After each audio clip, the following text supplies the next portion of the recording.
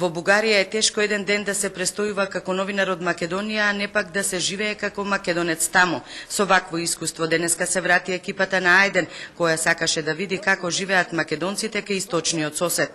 Уште со пристигнувањето во градот Сандански се чувствуваше полицискиот надзор, кој по само неколку снимени изјави на пазарот заврши со забрана за снимање од полицијата, со образложение дека нашето присуство ги вознемирувало граѓаните на Сандански, но не само изјави.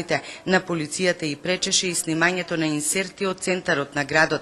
За снимање требало дозвола од Министерството за надворешни работи на Бугарија. По ова ни го покажаа патот за Македонија.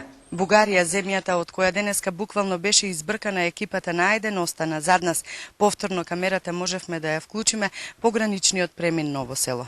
Но и десетината минути снимање далеку од очите на полицијата беа доволни да се констатира дека во оваа европска земја и во 21. век е тешко да се каже дека си македонец. Зад камера да, но пред неа... Молим се, така не. Најголем дел од македонците во овој крај се плашат да зборуваат за животот и нивните права, велат дека ќе ги изгубат своите работни места и ќе бидат обележани од полицијата. Похрабри се само постарите. Не живеем добро. Ние сме македонци, ама нешто като потични сме од българите. Да, како сега живеете вие како македонци? Добро.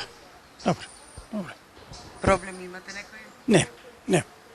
Никакъв. Ама немаме ни македонска црква, ни македонско школо, ни македонско радио. Та добро е. Добре. Некаде. Македонската определба во Бугарија не е подобна за градење кариера во државните служби, полицијата или отворањето сопствен бизнис. Тоа е причината поради која бројот на декларираните македонци постепено се намалува.